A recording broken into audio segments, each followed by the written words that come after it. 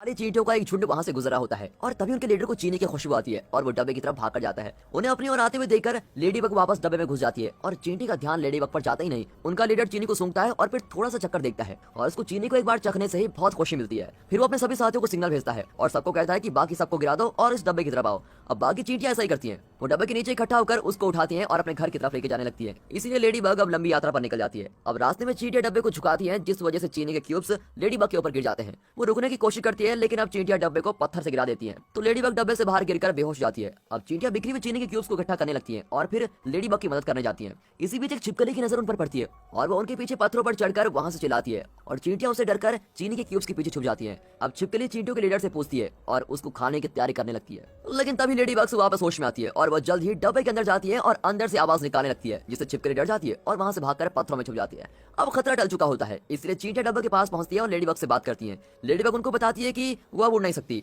इसलिए चींटियां उसको उनके साथ चलने के लिए कहती हैं और फिर इस तरह वो अपना सफर शुरू करते हैं। और अब जल्दी गुस्से वाली लाल चींटियों की नजर काली चींटियों पर पड़ती है। वो उनकी तरफ गुस्से से देखते हुए काली चींटियों का रास्ता रोक लेते हैं और चीनी के डब्बे को प्यार से देखते हैं। अब काली चींटियों का लीडर अपने सभी साथियों से रुकने को कहता है। वो डब्बे में से चीनी का एक क्यूब निकालता है और लाल चींटियों को गिफ्ट कर देता है और जल्दी से वहां से भागकर जाता है और अपने साथियों से डब्बे को वहां से दूर ले जाने के लिए कहता है। लाल चींटियां बड़ी आग बबूला हो जाती है क्योंकि उनको सारी चीनी नहीं मिलती, इसीलिए वो सभी मिलकर काली चींटियों का पीछा करती हैं। अब काली चींटियों को इस बात का पता तब लगता है जब वो एक ढलान के पास पहुंच जाते हैं। फिर वो डब्बे के ऊपर चढ़ती हैं और डब्बे को ढलान से नीचे धकेल देती हैं।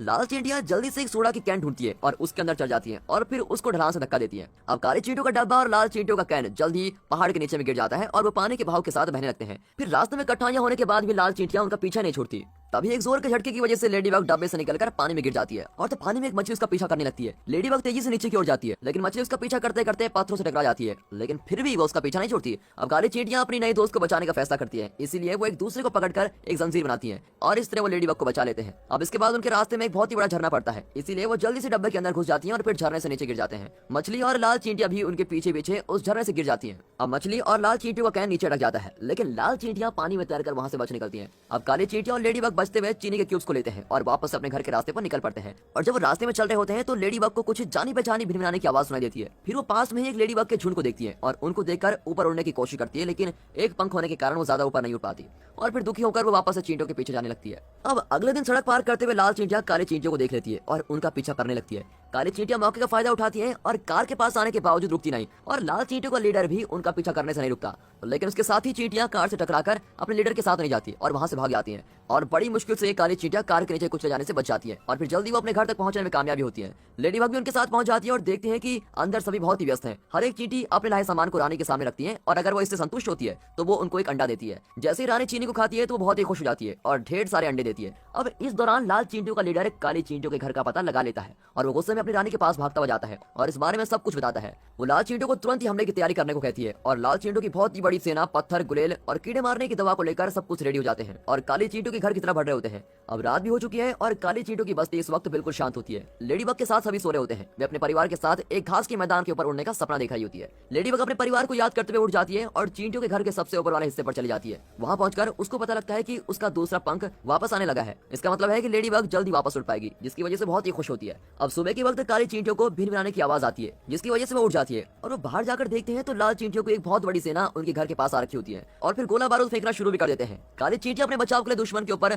रुई की डंडियां, गोलियां और नमक से हमला करती हैं, लेकिन लाल चींटियों के हमले उनका ज्यादा नुकसान करते हैं। अब हालात को देखते हुए काली चींटियों की रानी चींटियों के लीडर और लेडीबग को चींटियों के साइंटिस्ट के पास भेजती है और इस समस्या के बारे में जानने के बाद वो अपने रखे सामान में देखता है तो उसको वहां पर एक माचिस की डिब्बी और पटाखे दिखते हैं। फिर काली चींटियां पटाखों को अपने घर के ऊपर रखती हैं, लेकिन उनके दुश्मन भी शांत नहीं रहते। वो उनके घर के दरवाजे पर हमला करने की तैयारी कर रहे होते हैं। अब काली चींटियों का लीडर माचिस के डब्बा खोलता है और देखता है कि उसके अंदर तो सिर्फ एक तिल्ली बची हुई है और फिर वो माचिस के डब्बे पर बने निर्देशों को पढ़ता है और उस तिल्ली को जलाता है। फिर वो उनको पटाखे पर लगाता है और वहां पर एक खतरनाक विस्फोट। वो पटाखा घूमकर लाल चींटियों पर गिरता है और धमाके की वजह से बहुत सी चींटियां लाल हो जाती हैं, लेकिन वो तिल्ली जल्दी बुझ जाती है और अब इस धमाके से दुश्मन और भी ज्यादा गुस्सा हो जाता है और अब वो उन पर बिल्कुल खतरनाक तरीके से हमला करने वाले हैं। तभी लेडीबग को एक बात याद आती है और उसको याद आता है कि कुछ समय पहले उसने इंसानों के छोड़े हुए एक माचिस के डब्बे को देखा था।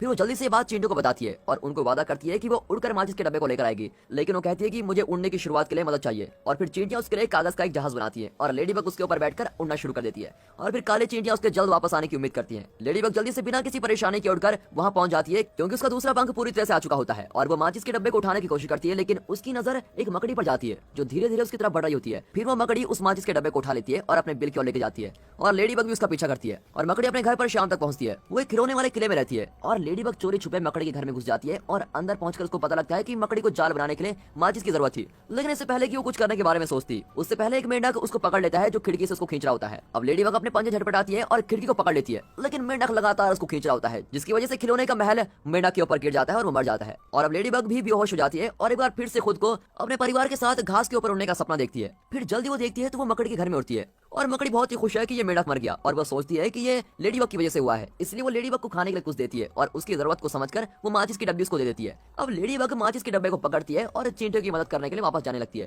तभी रास्ते में उसको कुछ मक्खियां दिखाई देती है जो एक और लेडीबग को बहुत परेशान कर रही होती है। अब ये देखकर वो माचिस के डब्बे को वहीं छोड़ देती है और मक्खियों से निपटने के लिए उनके पास जाती है। वो उन मक्खियों का ध्यान अपनी ओर खींचती है और उन्हें हाईवे की ओर लेके जाती है और तभी एक कार बहुत ही तेजी से आ रही होती है जिसमें लेडीबग तो बच जाती है, लेकिन वो मक्खियां उसमें टकराकर नीचे गिर जाती हैं। और अब लेडीबग उसी दूसरी लेडीबग के पास जाती है जिसको मक्खियां परेशान कर रही थी। वो एक दूसरे से बात करती है और बहुत ही जल्द लेडीबग उससे वापस आने का वादा करती है। अब माचिस के डब्बे को पकड़कर वो पूरी तरह तबाह हुए चींटों के घर की तरफ बढ़ती है। वो लाल चींटों की सेना के ऊपर से उठती है और माचिस के डब्बे को काले चींटों के घर के ऊपर लेके जाती है। चींटों का लीडर उसका शुक्र अदा करता है और अब काले चींटियां लाल चींटों पर माचिस के डब्बे से पटाखों को जलाकर हमला करती है और पटाखे घूम घूम कर जमीन पर गिरते हैं और धमाका करते रहते हैं। और धमाके की वजह से वहां पर चींटों के जहर के टैंक में बहुत ही बड़ा धमाका होता है, जिसकी वजह से लाल चींटों को पीछे हटना पड़ता है। अब लाल चींटियां हार जाती है, लेकिन काले चींटों के घर के आसपास बहुत आग लग जाती है और काले चींटियां और लेडीबग घर के अंदर छुपे रहते हैं। तभी उनको एक अजीब सी आवाज सुनाई देती है। एक हवाई जहाज चींटों के घर के ऊपर से उड़ता है और आग को झाग की मदद से बुझाता है। आग बुझ जाती है, लेकिन झाग की वजह से चींटों का घर भी तबाह हो जाता है। फिर बची हुई चींटियां और लेडीबग मलबे से बाहर निकलती है और चुपचाप अपने आसपास देखती है। और फिर धीरे धीरे कुछ समय बीत जाता है और लेडीबग बड़ी हो चुकी है और वो अपने उस दोस्त के साथ होती है जिसको उसने उन मक्खियों से बचाया था। उनके 5 बच्चे होते हैं जो पहले उड़ना सीख चुके हैं। लेडीबग का पूरा परिवार घास के मैदान के ऊपर उड़ता है और अपनी शांत जिंदगी मजे से जीता है। और मेहनती काली चींटियां वापस अपने घर को बना लेती हैं और यहाँ लेडीबग उन चींटों को नहीं भूलती जिसने उसकी मदद की थी। वो रोज एक सुंदर सी जगह पर मिलते हैं और सूरज के डूबने का मजा लेते हैं।